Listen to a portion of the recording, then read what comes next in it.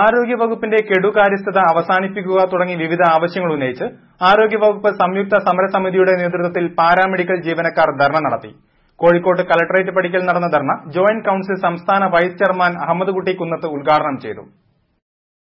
Paramedical ജീവനക്കാരുടെ ജോലി സമയം 3 മണിക്കൂർ വർദ്ധിപ്പിച്ച് ഉത്തരവ് റദ്ദാക്കുക, സ്റ്റാഫ് പാറ്റേൺ പരിഷ്കരിച്ച് ഷിഫ്റ്റ് സമ്പ്രദായം നടപ്പിലാക്കുക തുടങ്ങിയ ആവശ്യങ്ങൾ ഉന്നയിച്ചാണ് ആരോഗ്യവകുപ്പ് സംയുക്ത സമരസമിതിയുടെ നേതൃത്വത്തിൽ പാരാമെഡിക്കൽ ജീവനക്കാർ സംസ്ഥാന വ്യാപകമായി പ്രക്ഷോഭ പരിപാടികൾ സംഘടിപ്പിച്ചത്. പ്രതിഷേധ പരിപാടികളുടെ ഭാഗമായി കോഴിക്കോട് കളക്ടറേറ്റ് പടിക്കൽ പ്രവർത്തകർ നടത്തിയ കൂട്ടധർണ ജോയിന്റ് കൌൺസിൽ സംസ്ഥാന വൈസ് ചെയർമാൻ അഹമ്മദ് കുട്ടി കുന്നത്ത് ഉദ്ഘാടനം ചെയ്തു. കേരളത്തിലെ പൊതുജനാരോഗ്യ രംഗം സംരക്ഷിക്കുന്നതിനും അതുപോലെ തന്നെ പൊതുജനാരോഗ്യ രംഗത്ത് നിലനിൽക്കുന്ന നേട്ടങ്ങൾ ഉറപ്പുവരുത്തുന്നതിനും കൂടുതൽ പ്രയോജനകരമായ രീതിയിൽ ആരോഗ്യരംഗം സാധാരണ ജനങ്ങൾക്ക് ലഭ്യമാക്കുന്നതിനും വേണ്ടിയാണ് നമ്മൾ ഈ പോരാട്ടം ആരംഭിച്ചിരിക്കുന്നത്. അത് വെറുതെ പറയുന്നതല്ല.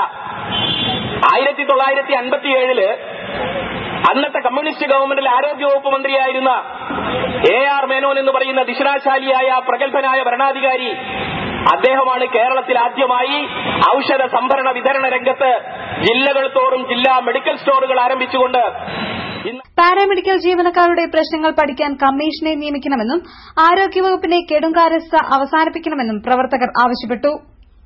സമിതി ജില്ലാ ചെയർമാൻ PM മുഹമ്മദ് അഷ്റഫ് അധ്യക്ഷത വഹിച്ച ചടങ്ങിൽ OP Balabhadran, KK Saleem, C Pradeep, C Pratheesh Kumar, MK Premanandan തുടങ്ങിയവർ സംസാരിച്ചു. News bureau, Kozhikode.